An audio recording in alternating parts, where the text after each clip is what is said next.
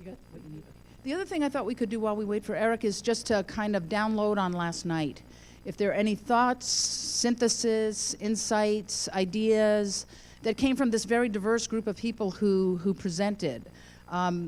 I was really stunned by, just the way the evening worked in terms of people mingling with our folks, meeting with the community people, and how much deep interest I'm sure you all recognized in terms of people who were from the outside coming into our group.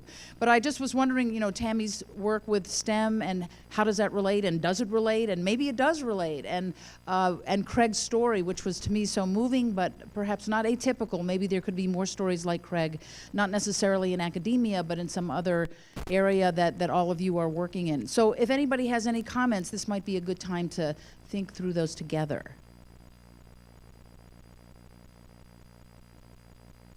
Paul?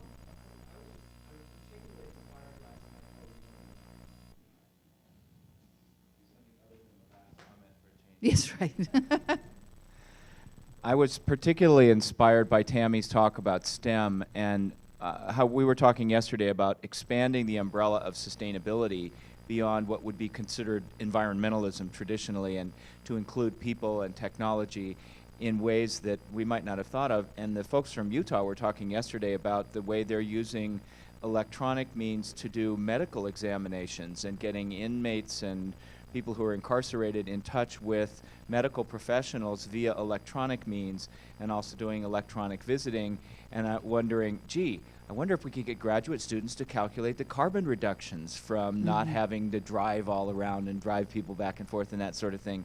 So it really got my wheels turning inside my creative connections functions about what else is there that's science, technology, engineering, mathematics that could be a bridge between people who are incarcerated and people who are doing STEM work in ways that uplifts and inspires.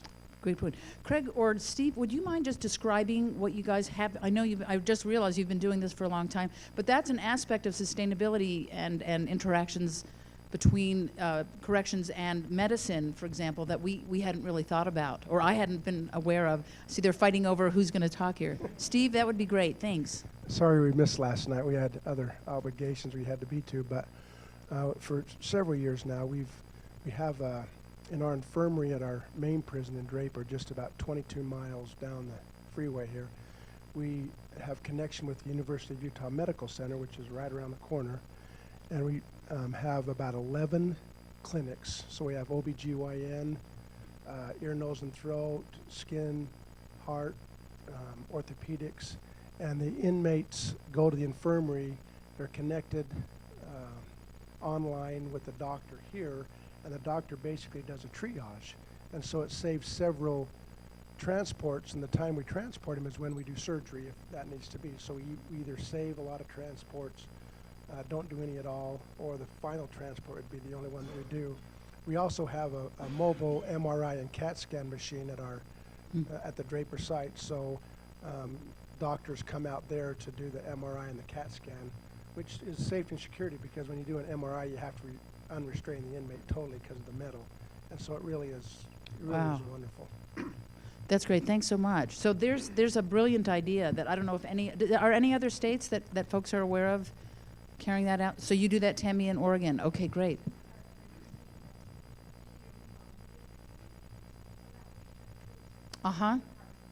Exactly. And as Paul said, it's important that we not just do these, but actually calculate what the savings is and communicate that. So it's not just the doing, it's the being mindful of it and letting other people know. Steve? No, and just one more thing. We also have installed 6 dialysis chairs at the prison. So the inmates are on dialysis, which that up and down, obviously, but we just take them over to the facility that has those, and that also saves a lot of transport. Great, great. Any other comments? Yes.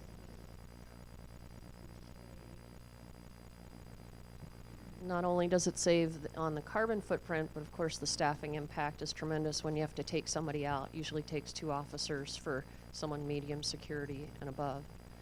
Good point. That's a great point. Anything else? Okay, great. So I just want to make one other last small announcement that Channel 4, which is ABC or some news channel, is going to be coming in about 8:45 or so, and they're going to be talking with Carrie and me. So she and I may have to step out, and there might be, I don't know if they're going to be doing any filming of the group, but anyway, just wanted to let you know that they're going to be here, and so we're going to get a little bit more media coverage, which is great. But Eric is here. Is Eric ready to? I'm ready. All righty. Good morning. In case you're wondering, I'm not technically late. I was just giving you time to process the wonderful experience we had last night.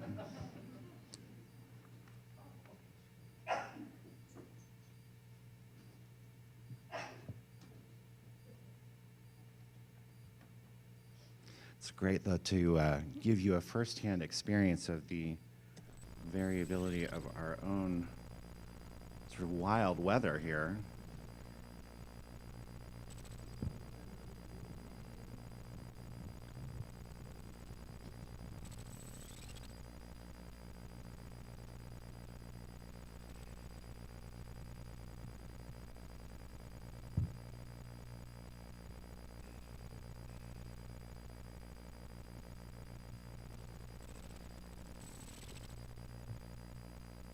See, look at that.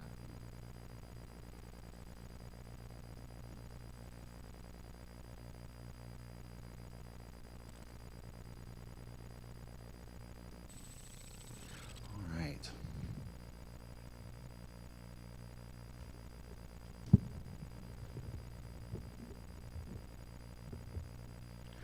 All right, well, let's begin. It's exciting this morning. We're really going to be diving in to the meat of things today.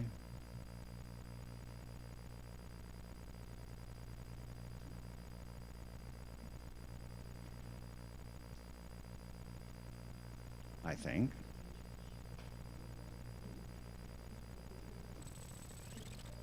So here is what we're going to be spending our time on today. I'd like to begin by summarizing our work to this point. And I'm going to ask Corey and maybe Emily and Antonia if we can move our notes up onto the wall where folks can see them.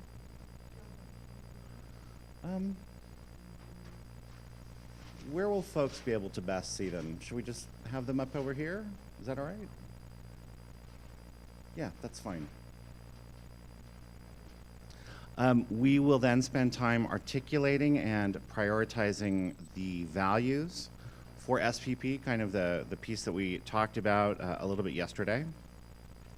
And then we're going to talk about a powerful vision for the future of the network, which will lead us into a discussion about the types of governance or structure that the network will need in order to support that vision. We will, Jocelyn, where are you this morning? Right there. Jocelyn will spend some time going over the website with the whole group. Okay. Great. Okay. Well, so this is really an opportunity. There was a great dynamic conversation going on in the room across the hall yesterday about the website. So maybe you could just further articulate that to the group and answer any questions that folks have.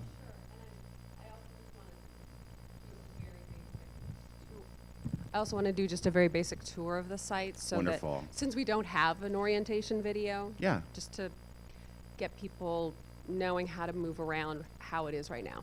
Yeah, so this will really be Jocelyn's invitation to all of you to explore the site if you haven't already.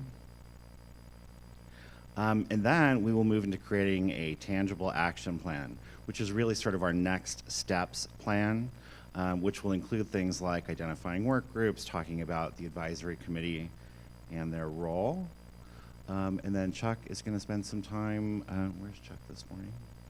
Good morning, Chuck.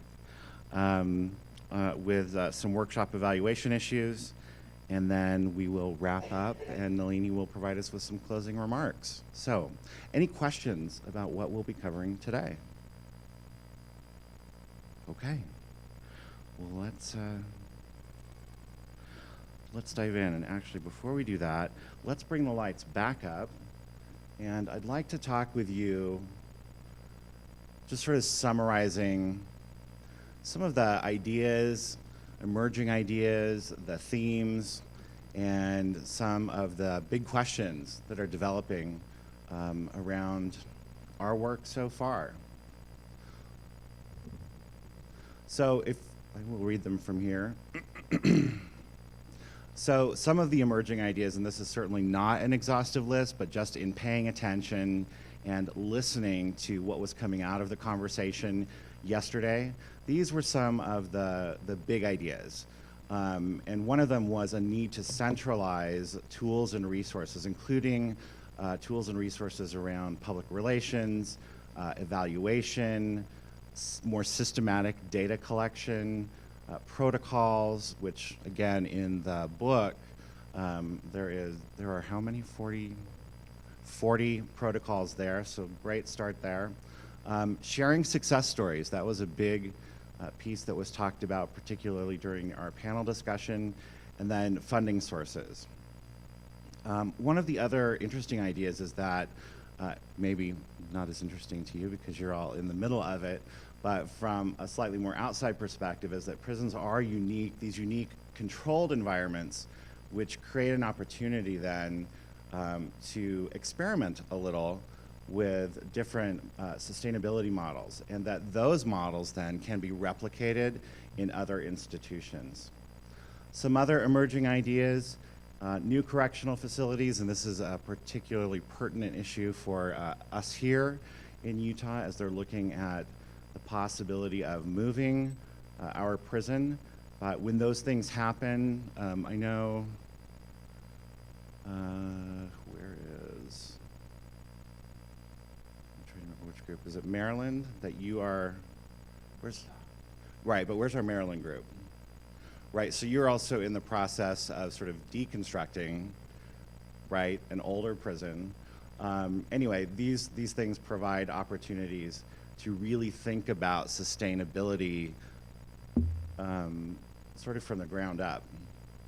Celebrating accomplishments. We are so in the work that this is something that I think we don't do nearly often enough, and I think it's very important. Last night was certainly an exciting celebration. We wanted to throw up here the Mommy and Me Garden, and also the Head Start for Hellbenders. And the reason that we wanted to share those is those are some particularly innovative ideas, and I think that sustainability can look like all sorts of things. We were also talking about job preparation, vocational readiness as sort of another extension of sustainability. Using partners to develop curriculum and certification.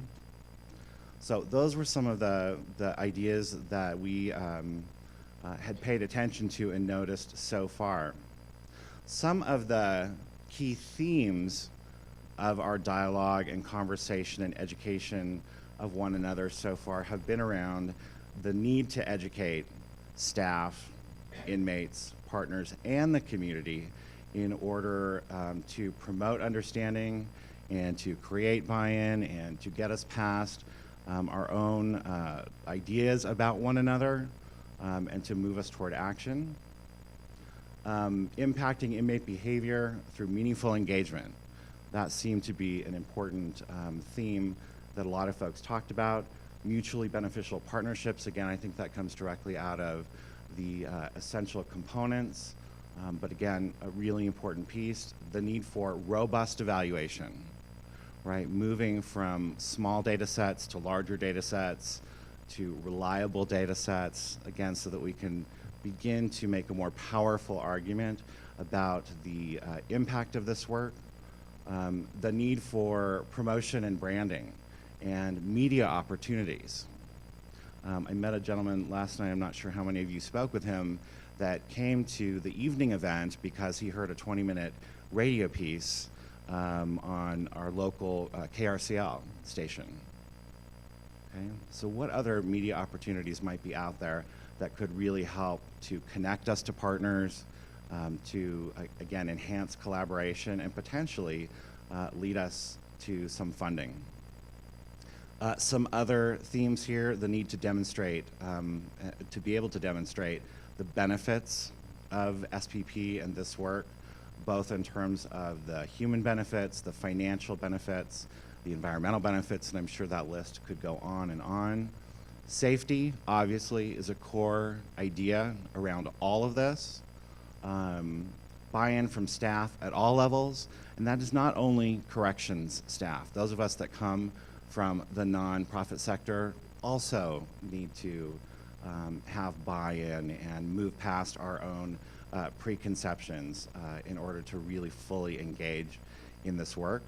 We talked about, and there was a lot of energy regarding inmate reentry, both societally and into the workforce.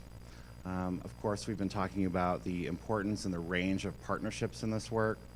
I think it was Todd. Where is Todd this morning?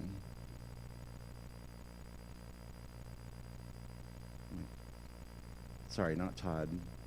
This gentleman. Steve. Sorry, Todd.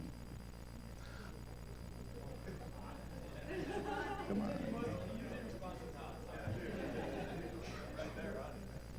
One of you called him Todd. I'm sure that's where that came from. This idea that small changes add up, I think, is a really, really important idea. So just something for us to continue to think about, which really leads us into the next theme, which is about a phased or a scaled approach.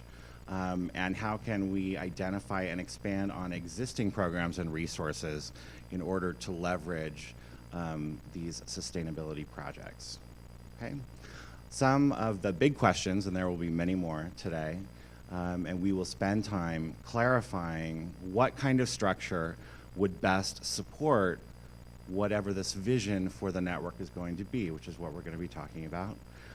Strategies for funding and resource development, and if you've been out and looked through some of the comments and feedback in the idea gallery, you'll see that there are a lot of questions around that issue and possible collaboration around funding and resource development, and just sort of thinking around some strategies for that. And what is the aspirational vision for the network? What could it be? What are the possibilities? Okay? Are there things on there, are there things missing from there in terms of emerging ideas or key themes at this point?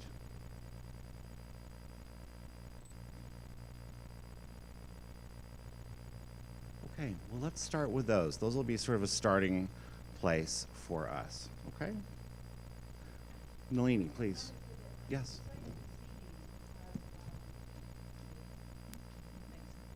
I'm really excited to see these. I think there are more that we can put on there Of by the time course. we finish and when we all go home.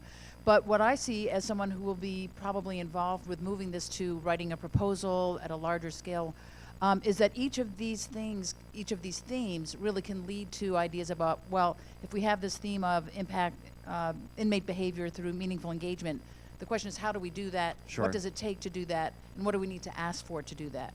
But the fact that these boiled out of the collective awareness and experience of this group, I think, gives it tremendous power. It's not just saying, gee, maybe we should do A or B or C. It's that collectively we know that this is a theme that we want to emphasize. So now what will it take to implement that in the future? So super useful stuff, I think, here. Great. So, and just so you know, this obviously is in no way an exhaustive list. In fact, this is a very distilled list from pages and pages and pages of notes. Please. I'm interested in a sustainability and science spectrum palette. I noticed in the protocol book there's a wonderful section in chapter 6 about sustainable operations that gives examples of some of the things that are being done, but it is certainly by nobody's contention intended to be an exhaustive list. And I think it would be useful to begin an exhaustive list. To have an inventory of what is being done under the banner of sustainability and science nationally. That's one of the things we tried to do with the guidebook for NIJ was to give as comprehensive a list as we could of what is the palette that artists have to work with if they're looking at painting the prison of the future with regard to sustainability and science.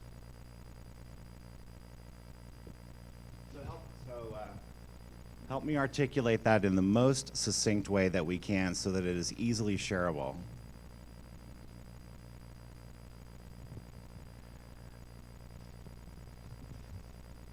They joked that the purpose of the Rocky Mountain Institute was to translate me into English. I would say, what are examples of science and sustainability in corrections? And then in parenthesis, nearly exhaustive list. I don't think we'll ever have an exhaustive list, but if we could just have a long list of things that people could pick from. Inventory, great word, thank you. Yeah, inventory of practices, or I don't like the phrase best practices. It's sort of leading practices or exemplary practices. Powerful, empowering practices. I'm from California, you can tell.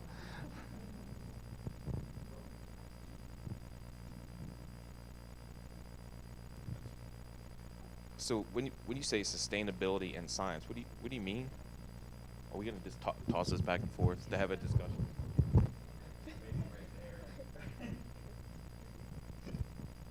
Yeah, that's a wonderful college course there. So by sustainability, the United Nations has defined it as meeting the needs of the present generation without negatively impacting the ability of future generations to meet their needs. Now that's a really long definition. We assign to our graduate students in the Introduction to Sustainable Management course the task of defining sustainability, because there is no definition yet. So we know what sustainability is not. And you hear people in Congress usually talking about money. They say, well, that's just not sustainable. And you hear that a lot. But we don't hear a lot of, here's what sustainability is. So that's actually what I'm asking for here, is that as the network, what we could do is offer a list of examples of what is sustainable. Two other words that I like to use are vitality, what is vital, and resilience. What is resilient? Do we make our institutions more resilient by this practice? Best I can do on short notice. Yes, syllabus to follow. Please, are there other kind of key ideas?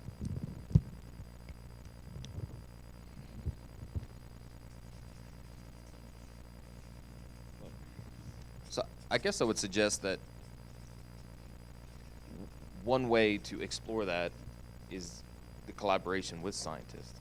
So we struggle with the term all the time, yet we are called upon all the time to inform sustainability action plans. So it seems to me, and there are already examples, and we're proceeding with this in Maryland, that the collaboration between the academics from both the physical, natural, or from the physical, natural, and social science side, and what's going on within correction facilities could help us answer some of these very contemporary questions by providing data not only that's generated within the facility but also outside the facility.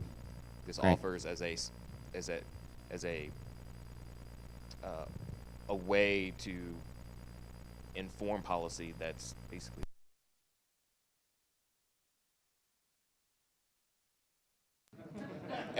every day. Just joking. Can you call everybody, Todd? I just wanted to bring up another thing that I think is implicit in all of these other themes, but I think deserves being called out, which is equity and addressing some of the underlying disparities that exist within our culture. We're talking about serving underserved populations with science and education and sustainability, but I think it deserves to be explicit rather than implicit. Great, and that actually, so I want you to continue to think about that idea in terms of a value and to make sure that that is captured somewhere in our values discussion, okay? Great, please, other ideas? Related to that, I think as part of the evaluation, we need to document those numbers because that is a powerful story in this culture that's trying to get our hands around diversity. But I think that's plugging that into evaluation and looking at what populations, how different the populations are in prisons versus in the general population. And I think that's an important selling point in the future for grants.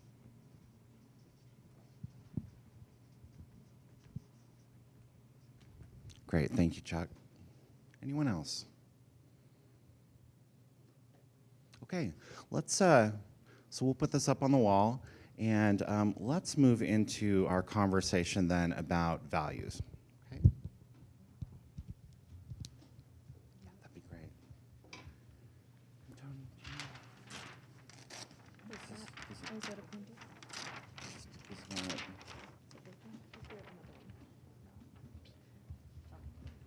ah,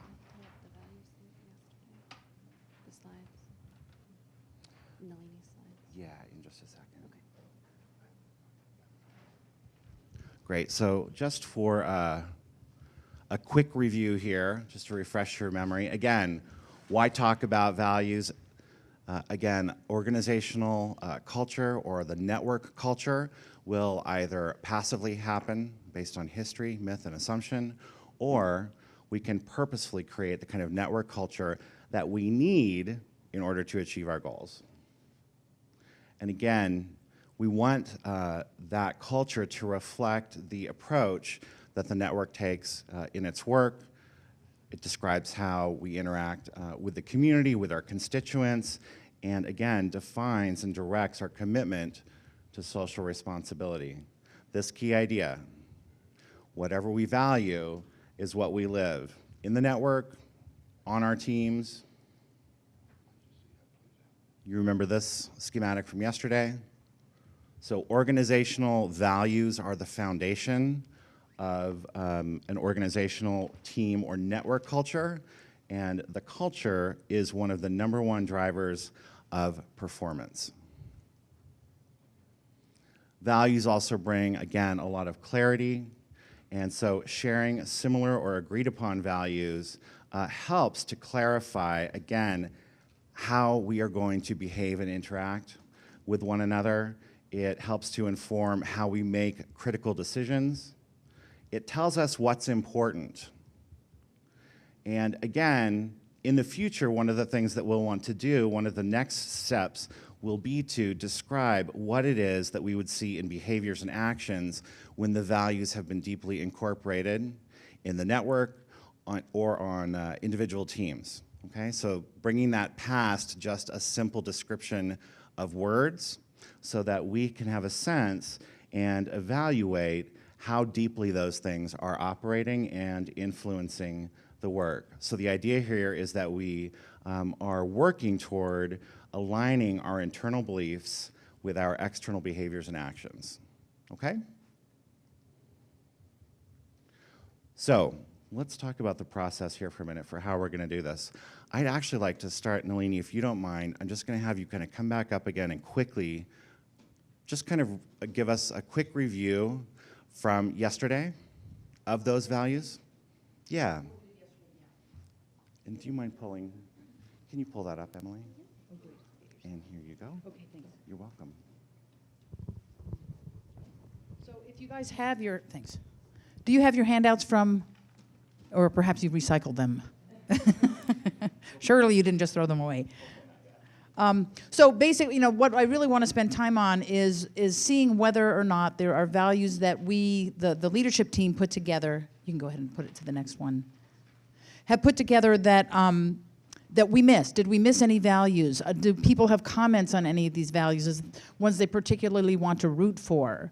What we're hoping, just to give you a sense of where this is going, is this will help build not only the document, but hopefully the conceptual thinking and the practice that will follow from that, that will guide all of us in terms of making choices, setting our own priorities, and also conveying what our values are to other people who want to know, what the heck is SPP? I don't know how many times I've been asked that. So this is something that if it's on our website or on your website, or when you're sitting on an airplane talking to somebody about what the work that you do, that you'll be able to say, you know, our values are X, Y, Z, and we'll know that this is a collective piece of work. So in the evening, yesterday, when you were in your hotel room saying, "Oh yeah, that's right, I have to look over those values," I'm wondering whether anybody came up with anything that they would like to augment. Again, the values being a piece of the cloth of this sort of statement of who we are and what we do and how we make choices. So Nalini, can you go to the next level? Can you go to the next level of values?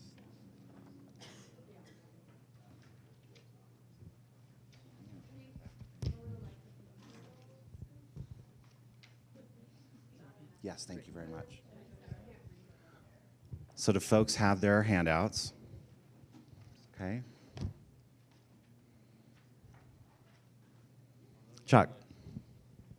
One element that is in there, but I'm not sure if it's distinctive enough, and I think part of this is the feeling that I have after these 2 days in conjunction with the September workshop, is that I think we value community in the sense of building a community among ourselves. Not necessarily the project or prisons or professionally or whatever, but I think in many ways we have begun to form a community. And I think as the organization or as the process goes forward, I think that's an important thing to remember and to practice. And as new groups are brought in, that feeling of joining the community and the like. And in today's world, that's really critical, because we just live a very different lifestyle than we did 15, 20 years ago. Our neighborhoods, we don't even know our neighbors.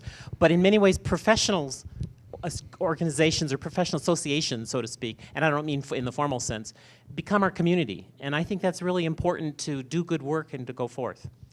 Great. So I'm going to ask you, so Chuck, I wrote that one down here. I want to make sure that everyone has this handout in front of them. Yes? Great. So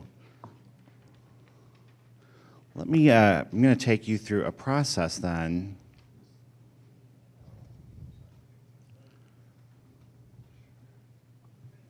To talk about this further. So again, Nalini just highlighted for us what some of those foundational values have been. And so what I'd like to do now is sort of at your tables, at these groupings, is to begin to have a conversation. We'll do this for about 10 or 15 minutes. And again, back to Nalini's core question, is there anything that we've missed? Again, looking at that expanded list of values. And what other values might we need in order to create the desired culture of the network? Okay, so those are the questions. Here's what I'd like you to do. So you're going to have a conversation for 10 or 15 minutes. I would like you to be thinking and writing down those pieces that may be missing or may be more powerfully articulated by other words. And then as a group, so here's the challenge. I'm going to ask you to distill down those missing pieces to 2 or 3 values for your group. Okay? And be prepared then to report those back to us. And then what we will do is to look for similarities and to collapse or condense the values together. And we're going to ask then for your feedback about, of those, what are the most important? If they are all equally important, they are not as useful to us in informing our decision making, in helping us to prioritize resources, in deciding of all of these great ideas that have already come up, which ones should we start to pull the trigger on? Okay? So I'm going to be asking you to think, as you start to see the collapsed list, what's most important? Make sense? Okay, so I'm going to invite you then to start those conversations. I'm going to be floating around asking questions, and so please begin. We'll bring the lights back up, and if you could choose one person to be taking notes and who is willing to help distill down your conversation to those 2 or 3 things, that would be terrific. Any questions? All right, let's begin, please. Are the cards for this activity, or? Pardon me? Are the Not yet. Not yet. Can we play a game of Nadia? No, we nominate Chuck. Not yet, Todd. And everyone is Todd.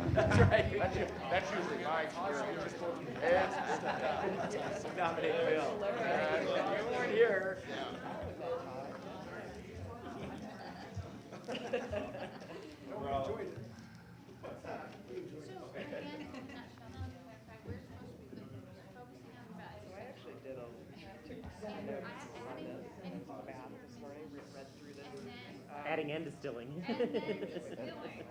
In 15 minutes or less. It